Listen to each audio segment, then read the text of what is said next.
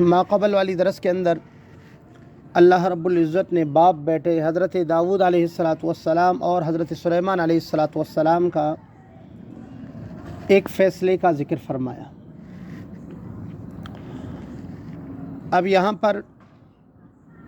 ان آیت کریمہ کے اندر حضرت داؤد اور حضرت سلیمان علیہ السلام پر اللہ پاک نے جو مزید انعامات فرمائے تھے اس کا ذکر فرما رہے ہیں۔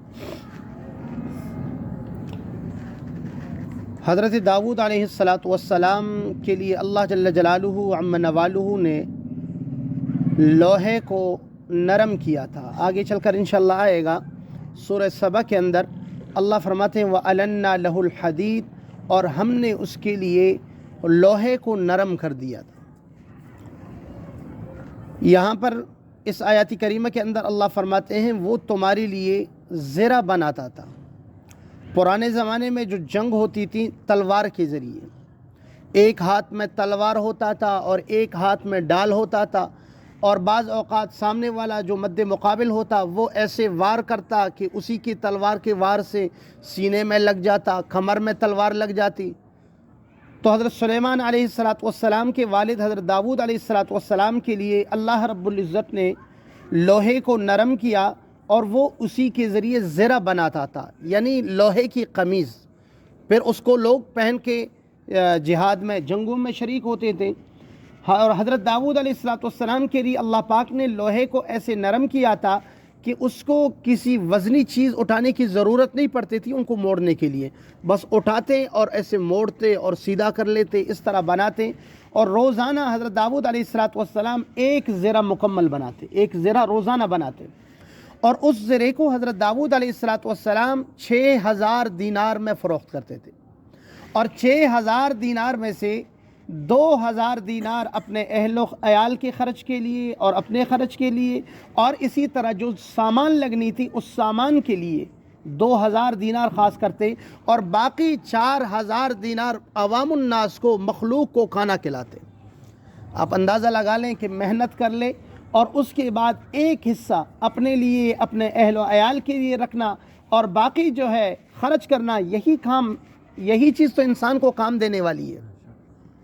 اللہ کے نبی صلی اللہ علیہ وسلم نے فرمایا ابن آدم کہتا ہے میرا مال میرا مال، اے ابن آدم سن لے تمہارا مال وہ ہے جو تم نے اپنے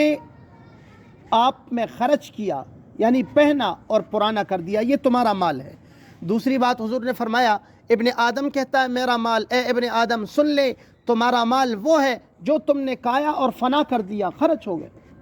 تیسری بات آپ علیہ السلام نے فرمایا ابن آدم کہتا ہے میرا مال، اے ابن آدم سن لے تمہارا مال وہ ہے جو تم نے اپنے ہاتھوں سے آگے بیچ دیا۔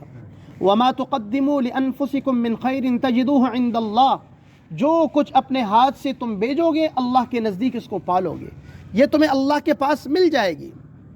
اور قرآن کریم کے اندر اللہ فرماتے ہیں الشیطان یعدکم الفقر ویأمرکم بالفحشاء واللہ یعدکم مغفرۃ منہ وفضلا، شیطان تمہیں ڈراتا ہے، دیکھو اگر مال خرچ کرو گے